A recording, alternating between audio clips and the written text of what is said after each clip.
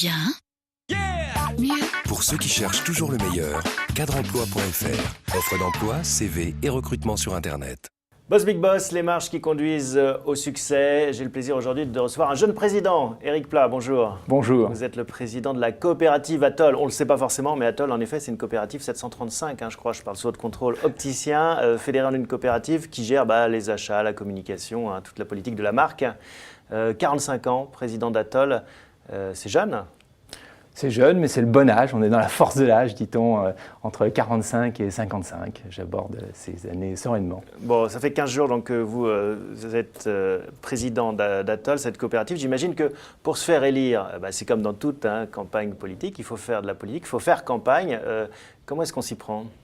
Bon, très simplement, on se fait d'abord élire au sein du conseil d'administration. Ça fait 10 ans que je suis administrateur. Mais c'était une volonté, ça, de faire de la politique au bon sens du terme, mais de faire autre chose que de gérer ses boutiques, son réseau de boutiques ? Oui, c'était une volonté d'évoluer. Je me sentais bien dans mes magasins, mais participer à une mission plus vaste, plus large, plus ambitieuse, c'était un projet qui me motivait depuis 10 ans. Vous y pensiez en vous rasant le matin ? J'y pensais peut-être pas en me rasant le matin, mais je suis un peu imberbe, mais en tous les cas, j'y pensais sérieusement, rapidement. D'accord. Et alors ça passe par quoi en fait ? Ça passe par une campagne vraiment électorale, il faut rencontrer les autres opticiens, être à l'écoute de leurs demandes et puis avoir un programme aussi ? Oui, ça c'est indispensable. Effectivement, les opticiens attendent de vous d'entretenir la prospérité de l'enseigne. Et effectivement, il faut être en adéquation avec les attentes des opticiens du réseau.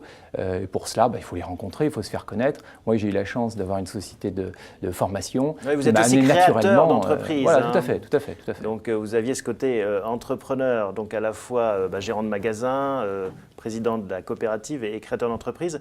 Comment vous conciliez toutes ces vies différentes En gérant bien son emploi du temps et en ayant de bons collaborateurs. Vous êtes de la région de Bordeaux, originaire de Bordeaux. L'ancrage local aussi, c'est important en politique et ici chez Atoll aussi ?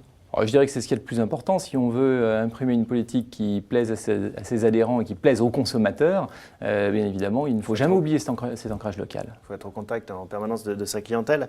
Une expérience en Mongolie aussi, où vous avez accompagner une association caritative pour équiper les Mongols de lunettes. Ça vous a marqué ça aussi ? Oui, ça m'a marqué. Rendre la vue à des gens au sens propre, à des gens qui ne voyaient pas depuis des années, qui veulent vous embrasser tellement ils sont heureux. C'est quelque chose que je n'avais jamais vécu et c'est très très fort, très émouvant. Et ça vous donne envie de faire d'autres choses dans ce style, en Mongolie ou ailleurs ? En Mongolie ou ailleurs, mais même dans le cadre de la vice-présidence ou de ma participation au conseil d'administration, on vit déjà des expériences de cette nature lorsqu'on aide quelqu'un, lorsqu'on participe à son évolution, à sa réussite, c'est très motivant. Bon, vous aviez 3 magasins avant de devenir président. Oui. Vous auriez pu en ouvrir 4, 5, 10, comme ça arrive parfois dans ce type de coopérative.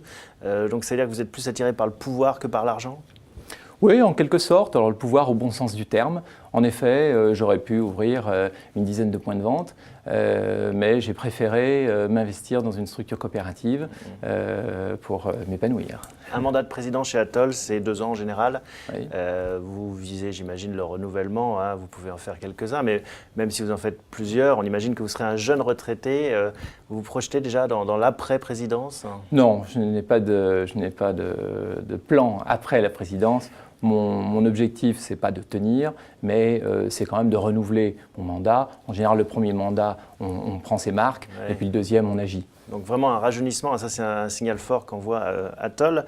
Un mot pour finir sur les à côté. Quand vous n'êtes pas créateur d'entreprise, quand vous ne gérez pas vos magasins, quand vous n'êtes pas président d'Atoll, qu'est-ce que vous faites pour vous détendre ? D'abord, je me consacre à ma famille parce qu'ils ne me voient pas beaucoup la semaine. Et puis ensuite, j'ai investi récemment dans un vélo ultra technique, ultra léger. Encore un sport de président, décidément. La métaphore se poursuit. Merci beaucoup en tout cas Éric Plat de nous avoir rendu visite. À bientôt. Merci beaucoup.